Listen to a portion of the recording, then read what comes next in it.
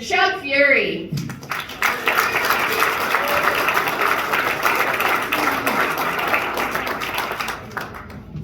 All right, one more time for Cheyenne, y'all.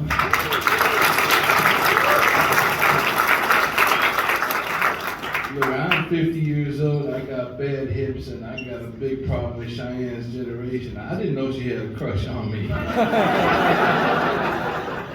Oh, that's cool. I also live in my car, so I might have been the homeless dude she was talking about. It's one or the other. And look, don't worry about this bandana, y'all. There's nothing you need to be concerned with. I'm just a gang member, that's all. It's a gang called FSG, Fat Sweaty Guys. It's exclusive too. You can't just be some regular fat slob. You also got to be sweaty for real.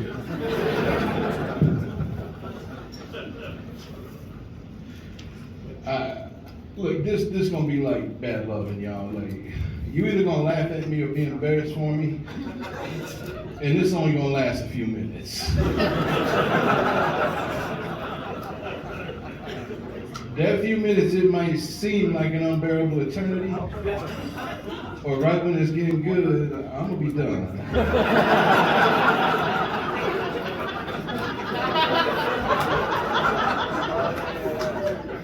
It's also going to be a little bit creepy because I am recording this to show my friends later. And it might end up on the internet. I used to introduce myself as a comedian who also drives DoorDash to make ends meet. A couple weeks ago, I realized I'm just a DoorDash driver trying to be a comic.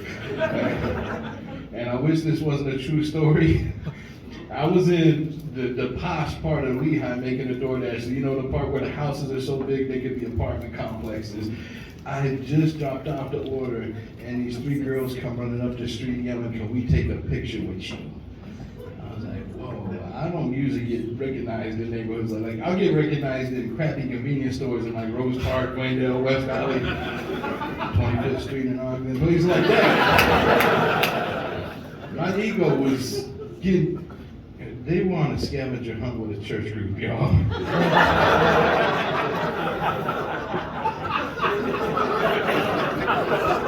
Yeah. It gets worse. They needed a picture with a total stranger. So now I'm just a DoorDash driver. Before I drove DoorDash, back before the pandemic, I also drove Lyft. This is another true story. One of my favorite things is you pick up these little old ladies at the airport, and if they were going to a hotel downtown, you're going to have to drive past Pioneer Park. And for those of you who don't know, that's the drug park. But this one time, these little old ladies, one of them said, "Oh, the police just cleaned it up. It looked nice in the daytime." But one of these little old ladies was like, "That's a lovely park. We should take a walk there tonight." I said, "No, you do not want to go in there at night." She argued with me. I finally had to tell her, another true story. I said, "Look, the last time my son was in that park after dark, he got robbed at gunpoint." Now, granted, he was selling heroin at the time.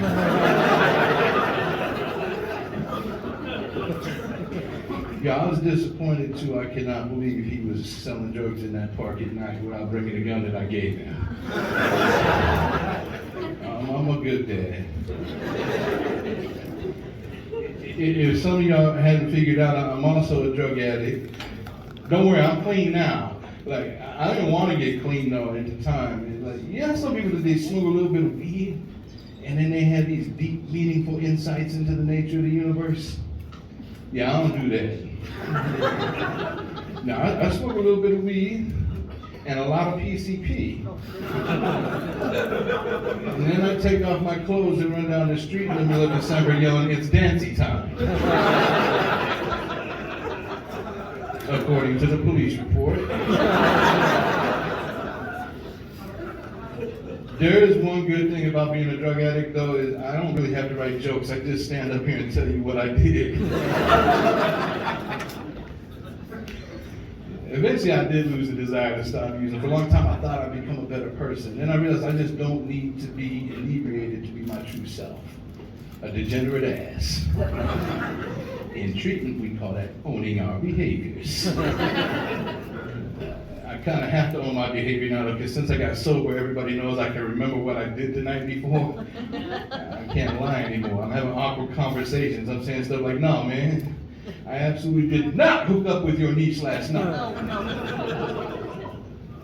All right, we might have made out just a little bit. Sorry, Dad. I don't know what to tell you. Hey, come on, you know I'm just kidding, right? You know that one, that did not really happen. Hell no, I did not apologize. Hey, it's not my fault. Like, I tried the dating apps, they don't work for me. I only got one match. I had to cut her loose. She gonna ask me, are you 420 friendly? I said, yo, baby, I do like them thick, but that's a little bit too heavy for me.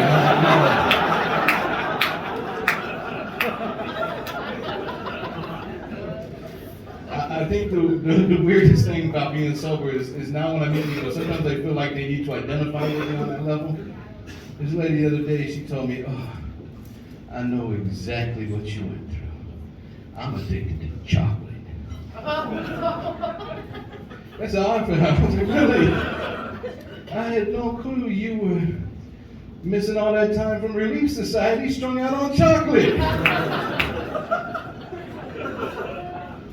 And when my boys told me he addicted to coffee, I said, where, are you addicted to caffeine? He said, yeah, bro. I can't even get going in the morning without it. So yeah, but that's what it's for. Well, next you're gonna tell me you addicted to aspirin because you can't get rid of your headache without it? Look, man, caffeine addiction is what real addicts do when we get off of real drugs. Like, I don't understand. You practicing for meth or something? Hey, look, when you first get clean, they tell you that you need to have a spiritual program.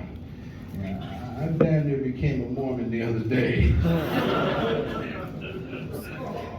They got me tired, man. They came knocking on my door, and by that I mean tapping on the glass of the Honda Fit that I live in.